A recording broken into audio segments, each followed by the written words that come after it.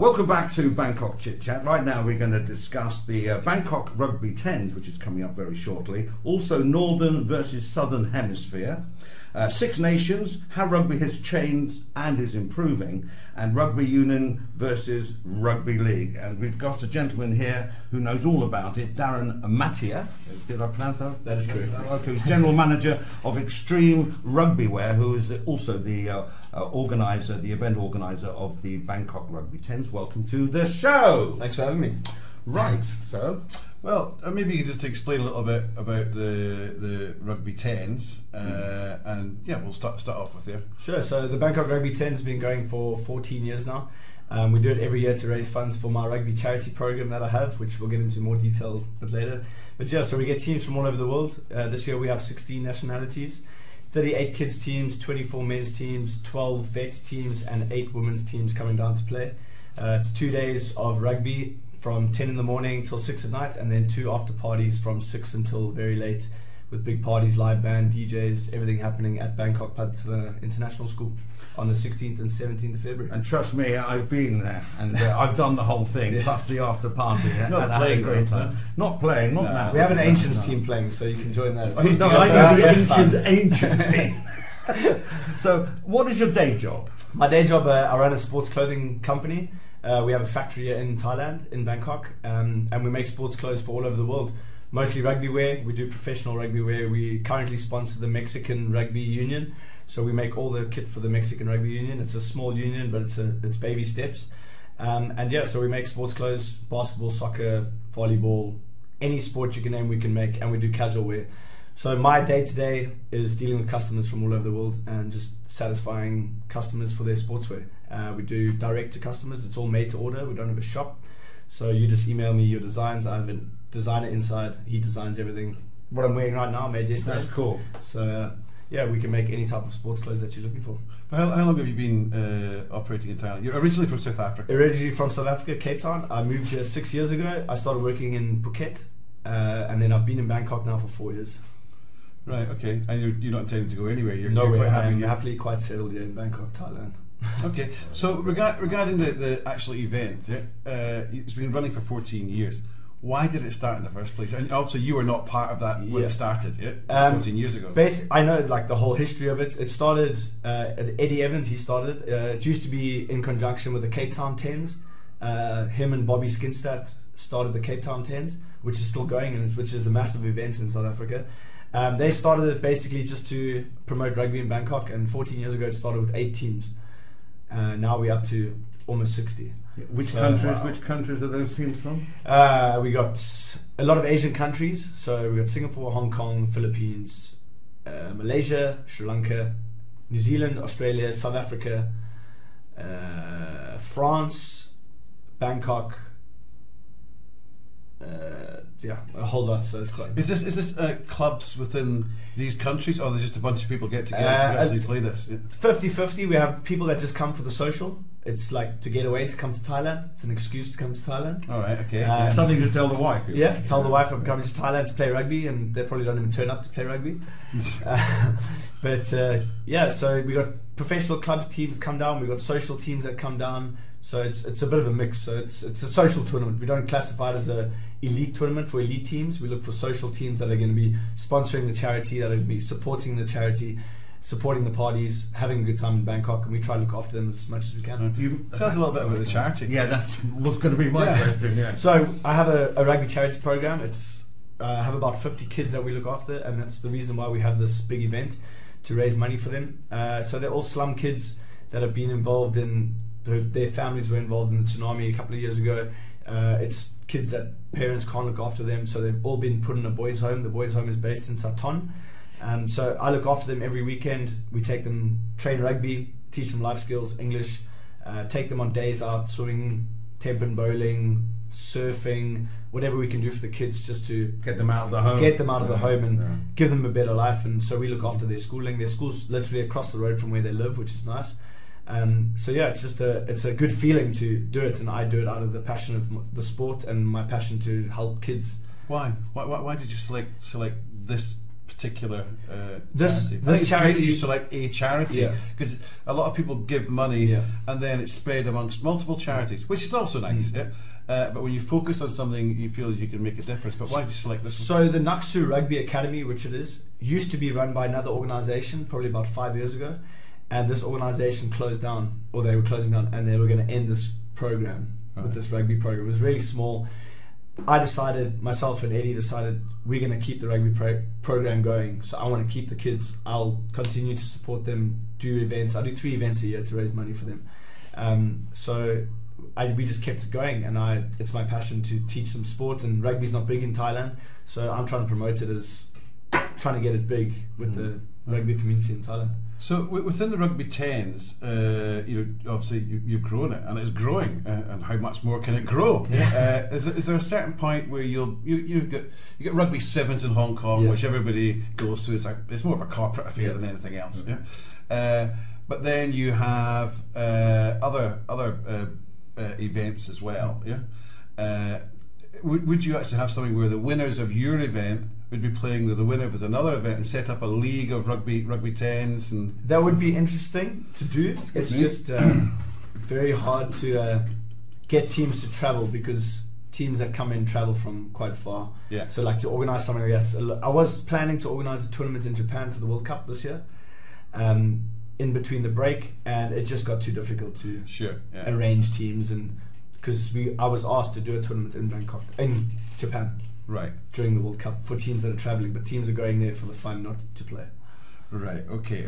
Quick question. It's not on this list. Rugby in Thailand, what's the associate organisation? What is it? Is it? I've been part of the rugby union in Thailand for 4 years. I've played international. I have 2 international caps for Thailand. It's growing, but it's still not as big as the football, and there's not as much money into it. But there is a governing body. There is a governing body. There is a theory. They have a new president now. He's really good at what he's doing. Okay. They've just hired New Zealand Sevens professional player Lotte to coach the Sevens team, which I think will help a lot with the foreigners aspect into Thailand rugby. It's what they need. So it's building slowly. They have the trials this weekend coming for the Sevens. So it should be fun. And you've actually played for the national side? I played national team for the 15s. Last year I went to Uzbekistan and I played against UAE and Guam. So did I understand it right? When you're in a country, if you've lived in that country for 5 years, 5 years you can, and that's worldwide, you can play for that country. Okay. Wow, I didn't know that. All right, talking about rugby in general, we've got 6 nations, and 6 nations is basically the Northern Hemisphere competition of the year, let's say, and of course the World Cup's coming up this year.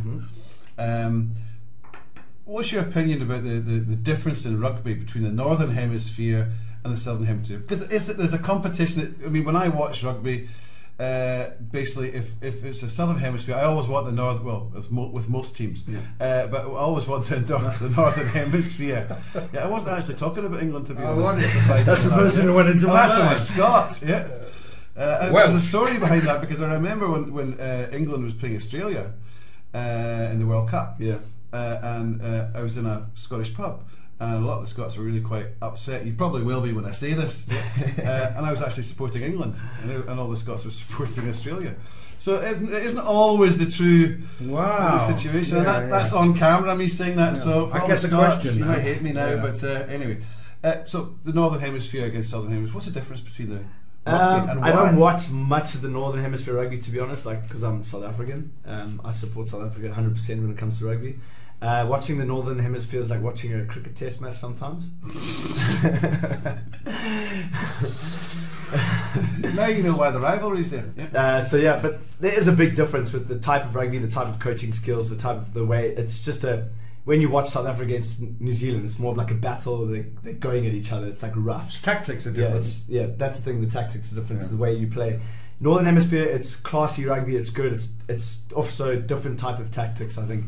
And when they face, like England face South Africa, I think it's just a mix of both. Sometimes it'll be a good game, or sometimes it can be a really boring game. It's undecided. But when you know South Africa's playing New Zealand, it can be an exciting game, even if South Africa gets thumped by 50 points. But it's still going to be an exciting game. I don't watch the Six Nations religiously. I watch the highlights, but it's still good rugby. It's good to watch. So within the cultures, I mean, some people turn around and say because the weather is so awful in the northern hemisphere, that's why there's maybe the rugby is not to the same standard as maybe New Zealand. But on the other hand, you look at New Zealand. We were discussing this earlier about the rules of being able to play for New Zealand. You said somebody had to play 30 caps for New Zealand before they can play overseas, and then they can come back. But if they haven't played the 30 caps, then they cannot go overseas and pay for New Zealand. Keep their players, and that's why they're so good, because they keep their players in New Zealand. And if you want to go play overseas and make extra money, and you want to come back and play international, you have to have played 30 caps for New Zealand. And is that only New Zealand? Is Australia New Zealand, or South Africa? I don't know about the other countries, but I just read about New Zealand. But I think it's like the South Africans leave to go play overseas because you get paid 5 times more than you do playing international. Guys would rather play for a club in the UK than play for South Africa because you get paid 5 times more, probably. A good question here is, I mean, New Zealand is seen as sort of the default leaders in rugby. So how good is New Zealand in rugby? That's the thing. Sometimes when you watch New Zealand play, it's boring because you know they're going to win. Not if you're a supporter. That's the thing, because they're just gonna they're really good. Like watching the Super Rugby last year was New Zealand teams throughout the whole time. They just won everything. Anything you watched, you know New Zealand team's gonna dominate. So sometimes it just gets boring. New Zealand's winning, but it's because they put their grassroots into rugby. Like the Sevens this last weekend, the women won and the men won. Right. And New Zealand rugby women are the top women team that don't get beaten because they play rugby from when they're 5 years old. And it's just so it's coaching then as opposed to DNA. The thing is they start young at school. Yeah, because I mean, if you look at the UK is very much football orientated and not rugby. Rugby league, I'm not sure if it still is, but was always more popular than rugby union in England, and it is in Australia as well. Yeah, Australia rugby league is high. Well, league was professional a long time, wasn't it? Before union. Union's professional now, of course. Yeah, but league back in the day. Union wasn't professional, right? And league was. So I guess they had the stadiums and they had all the infrastructure that goes with a professional team playing every week. Right. And that's New Zealand's national sport. It's what they're brought up to do. If Dad says you're playing rugby, you play rugby. Yeah. Okay, so how do you see rugby? How do you think it's actually changed over the past 30 years? Because I remember going to Murrayfield with the school, and the pitch was just mud, more or less. There was a big heavy ball, and people, you didn't have this sort of lycra look. It was just these heavy cotton jerseys. And it just seems to have all changed. Is it because that time it really was amateur? It was, people were lawyers, or they were farmers, or they butchers. They were playing because So I became butchers when I wouldn't say a long time from my day, but I know a lot of history about rugby, and I think back in the day people played rugby as a hobby. Yes. Even if it was professional, they wanted to play because they wanted to play. Now people are playing for money. If you're not getting paid enough, they're not going to play. Right. So like, someone can play a rubbish game. Who cares? He still gets his paycheck. He doesn't care. Yeah. So. But back in the day, so much higher now, let's just go smash heads and have a good time. Well, I mean, in England, I suppose it's the same the world over. The union clubs, they can transfer players just like in football, right? You go for a fee, and that's the thing. You have a manager that looks after you. It's like being an actor. You have a manager that looks after you. Oh, you got a contract offer for this much. Let's go. Now that's how much it's changed. So what about, can someone actually make they can obviously make a living at that point of time, but from being a professional rugby player? I would say you can make a living. Union rugby player. Union. If you play for a club, I would say Japan is massive now. People are going to Japan, just play rugby, and you get paid loads. You can make a living. Same in the UK, but clubs in South Africa, clubs in New Zealand, Southern Hemisphere, there's no chance. And that's how England was when I started, because my coach was Peter Colston, who ended up being coach for England for a while. But he was playing for Bristol at the time, but he was also teaching in my school. He couldn't just play for Bristol. It was like I was in Vancouver a couple of weeks ago, and I went to the BC British Columbia Hall of Fame dinner with where they were inducting professional rugby players from Canada. And there was a referee there. He was the first referee in Canada. He's probably about 84 years old, and he gave us all the history from when he was 18 till he was 84 refereeing. So like, he was just saying how rugby's changed, how it's all about your face now, and it's all about how many followers you have on Instagram. It's just like got a fame thing now. It's all how famous you are. It's not, you're not just doing it for fun. So basically the rugby player's going to make money out of endorsements. Yeah. Just like Ronaldo and people like that. Yeah? Just like that's how they're going to be. You have rugby players insuring their legs. Right. So if they can't play again, they get a payout. Like you get makes Cristiano sense. Ronaldo Makes sense. insured his legs for like 500 million or something. Yeah. Well, I mean, it has to be like that because if he does get injured, he hasn't got an income. Or he gets somebody to break his legs and then he gets his money. But I think he wants to play rugby. If you look at South African rugby, all the professionals, ex-professionals that have played and they've got to their 40s now, they all start a business. Yeah. And you get people that play professional from when they're 18. You get started from school, and then you go play rugby. Rugby you can only play till a certain age. Yeah. You get to 34, you've played professional overseas. You finish playing rugby, you got nothing. Unless you get to coach. You have no schooling. You have no experience. You've never worked a day in your life. You finish at 34, you have nothing. You got to start from fresh. So like people need to make a decision. Like if you're going to make money from it, you need to make money from it. Or I know a lot of people from South Africa that have just played up to 34. And now they're just like, what do I do now? Like they don't have enough money to survive the rest of their life. They have to start a business, and that's starting late for most people. Yes. So it's tough in South Africa to do. And like I played for a professional club in South Africa, and I made the decision of coming to Thailand and starting my career instead of carrying on with rugby, because I could have been that guy, played till 34 and not had anything. Right. So it's quite tough, especially in South Africa, and I would say most of the Southern Hemisphere teams. Right, okay. All right, we've got to move on because the time's ticking away here, to be honest. It's very interesting. Most improved country? Argentina. Why? Let's say 4 years ago they weren't playing many games, and now they've just been brought in to play the top teams in the world, top 3 teams, and I think it has made a big difference. Yeah. Boosted their moral. Like they're not playing measly Chile or small little teams in South America. They're playing Australia, South Africa, New Zealand. So like any team is going to up their game to play against the top team. So if you know you're the underdogs, you're going to go in with full heart. You've got nothing to lose. If you lose, you lose. See, I'm used to that being Scottish. We're always the underdog. I mean, at one point we were actually celebrating if we weren't beaten by too much. I've actually played with 2 of your Scottish players. Your mark was a bit low then. It was, yeah. But now they have drastically improved. Yeah. I think it's through the foreign coaches who are coming in. Now we've got a Scottish coach who used to coach for the Glasgow team, and the Glasgow team has done very, very well in Northern Hemisphere rugby. Do you think rules now in the game have gone overboard? Yeah. Why? Yeah. Just like back in the day, even I would say back in my day, which is not very long, but you could play rugby and do what you want. Now you're playing with like a little bird on your shoulder that if you do something wrong, someone's going to catch you.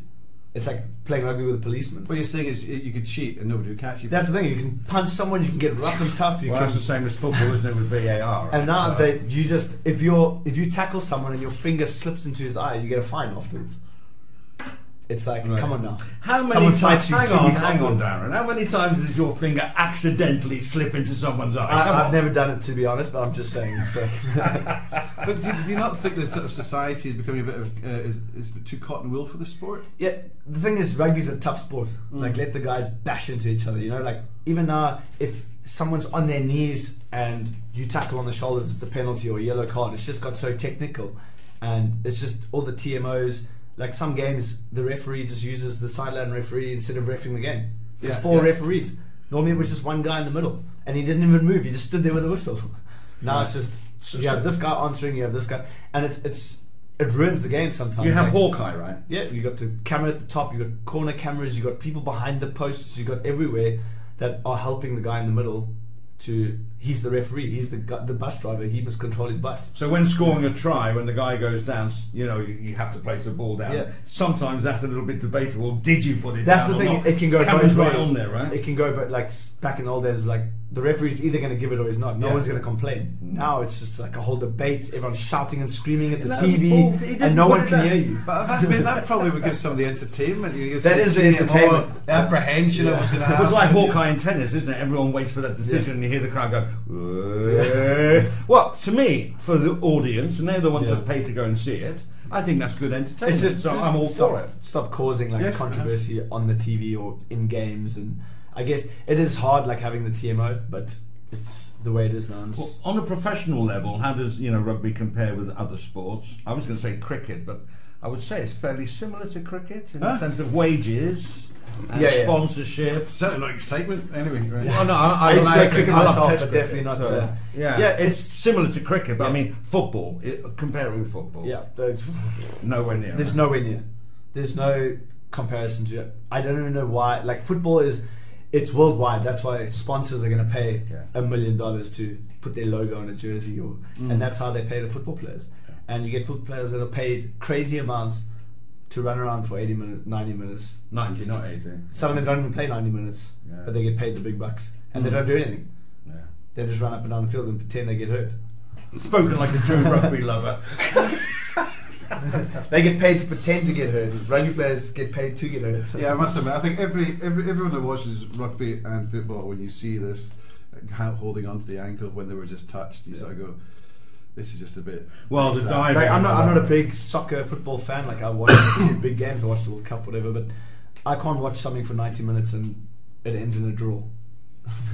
0-0. Well, you do sound a bit like. That's like watching a cricket test match for 5 days and a draw. I'm going to get killed for this, but it's a bit like American sports. Like if it's like they don't have things 1-0, it's got to be like basketball. Like 140 against. But then you look at the Super Bowl last night and it was only 13-3, the lowest Super Bowl game in the world. Yeah. So for your event, just to sort of wind up, do you have any? Is there any regular winner? Do you think it's going to be a real competition between a couple of teams? We always have. So Singapore Barbarians. They've won the last 2 years in a row. They have all ex-international players from all over the world. Wow. It's a team that they travel over to a lot of tournaments. But this year we got probably 6 good teams. We have the Jam all Boys. Good teams, but some better than others. Yeah. Okay. So like the tough teams to beat are. So Jam Boys is a mix of teams that guys that come from South Africa, Australia, New Zealand. They're also a social team that's organised here. They come to Bangkok to play. We have my team, the Bangkok Bangers. Just put it out there. Yeah. Then we have the Naksu. So my charity, I organise a men's team. All guys that have been supported the kids throughout the years. They're all guys from Australia, New Zealand, South Africa. Also, we get them in and they help with the kids for the weekend. And they're a really strong side. All professional players that play clubs back at home. We have the Raptors from New Zealand. That's a new team. They should be pretty good because they're from New Zealand. They're a sevens team, so it'll be exciting to watch. Mm-hmm. And then we got a team from Rogue Lions, and we have the Saigon Geckos also. That should be pretty strong. Okay, it's a really nice setup there because, as I say, I have been there before, and it's coming up on Saturday the 16th and Sunday the 17th of February at Bangkok Pattana School. Entrance fee? That's on 105. No entrance fee, free totally entrance. Free, yeah? Totally free entrance to come. So the rugby will start, the kids start at about 8 in the morning, they finish at 11, then the main tournament starts. So it'll be live streamed on Facebook and on YouTube. Also from 6 o'clock in the evening, live band, DJ, big party, big drinks party. for sale. So it's good fun. Yeah, good weekend, and all the school teachers are on holidays. Parking is available if you want to drive, and it's, from my experience, I don't know if you've got a bus going up from the we have a shuttle bus from the BTS, so there's free shuttle buses from the BTS Bang. So it's similar to the Planted Fair thing when they have the Planted Fair there. Yep. So, right, great. Well, I'm going to be there. Yeah, Darryn, thanks very much. It's been a great interview, and enjoyed it. And good luck. Thank you. Thank you, gentle. Okay. All right, that's it for Bangkok Chit Chat for this time. Just keep it here. Don't forget to like, share and subscribe. All the details have been going on the screen at the bottom. And we'll see you, as I say, next time. Bye-bye.